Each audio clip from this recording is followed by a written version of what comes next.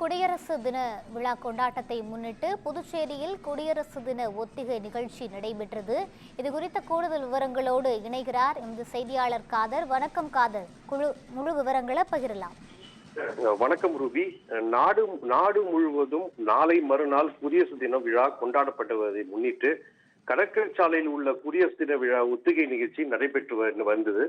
நாடு முழுவதும் நாளை குடியரசு தின விழா கொண்டாடப்பட உள்ளதற்காக பல்வேறு ஏற்பாடுகள் செய்யப்பட்டு வருகின்றன. குடியரசு தின விழாவில் ஒட்டி நாளை மறுதினம் முதலமைச்சர் ரங்கசாமி கடற்கரை சாலையில் உள்ள கொடியேற்றி வைத்து மரியாதை செலுத்த உள்ளார். மேலும் இதனை ஒட்டி புதுச்சேரி கடற்கரை சாலையில் உள்ள சில நாட்களுக்கு முன்பே ஒத்திகை நிகழ்ச்சி நடைபெற்று வந்தது. இறுதி ஒத்திகை நிகழ்ச்சி இன்று காலை நடைபெற்றது. காவல்துறை, தீயணைப்புத்துறை மற்றும் என்எல்சி மாணவர்கள் மற்றும் பள்ளி மாணவர்கள் அணிவகுப்பு மரியாதை செய்தனர் மற்றும் கலை நிகழ்ச்சியும் நடைபெற்றது. குடியரசு தின விழாவில் பற்றி கடற்கரை சாலையில் மட்டும் இல்லாமல் நகர பகுதிகளிலும் போலீசார் தொடர்ந்து பாதுகாப்பு பணியில் ஈடுபட்டு வருகின்றனர். மேலும் புதுச்சேரியில் உள்ள அனைத்து விடுதிகளிலும் போலீசார் தொடர் சோதனை நடைபெற்று வருகின்றன. மேலும் பேருந்து நிலையம் மற்றும் ரயில் நிலையங்கள் ஓப்பன் ஆகி புதுச்சேரி தொடர்ச்சியாக சோதனை மேற்பட்டு வருகிறது. ரோபினி,